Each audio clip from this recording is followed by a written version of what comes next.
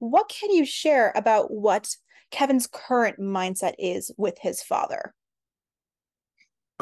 Currently, as we begin the episode, I think Atwater um, still desires to trust his dad more. Desires to communicate differently, but they're not there yet. You know, just being honest, they're not there yet. Well, and the dark things hit very close to home for Atwater because there is some trouble at the building that he owns. What can you preview about what they're actually dealing with? Yeah. What we should understand about Atwater is that right now he's a little spread thin. You know, he he doesn't have that much help, at least in his head, right? As far as his building is concerned, he's doing a lot on his own, um, to the point where he's even doing soft repairs and maintenance in his building. His dad is offering help, but he's not exactly sure how to feel about that, or if he can trust his pops at that with that kind of responsibility.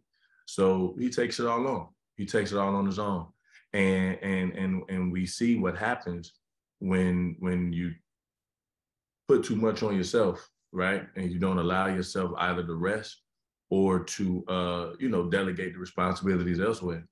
And so something tragic happens in his own building, and he's forced to carry the weight that he put on himself prior to the moment, plus the extra weight of trying to figure the moment out. And I think at this point is where he realizes he's going to need a little help, and he's going to have to trust somebody else that may or may not be his dad. But hopefully we learn that it is.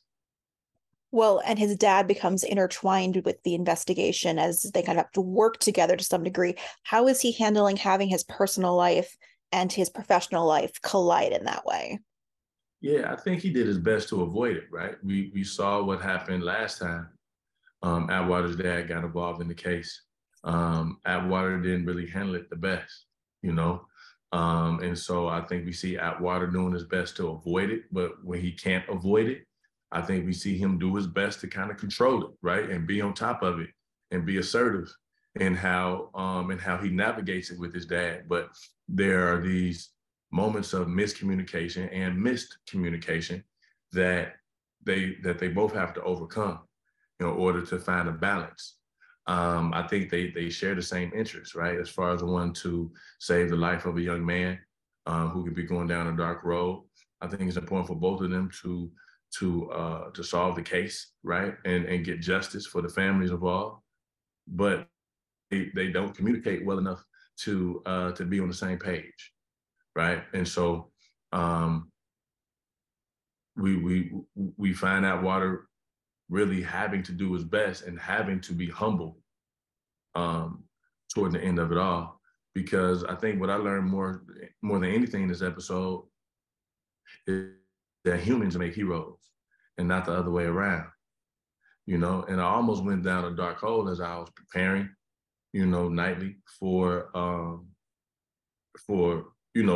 these days of work.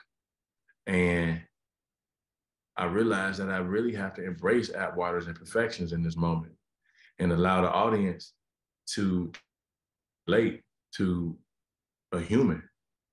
We don't always relate to perfection and like over righteousness, and so we watch Atwater and his dad have very human exchanges and experience with each other, and then we watch them grow into heroes based on the adversity that the episode provides.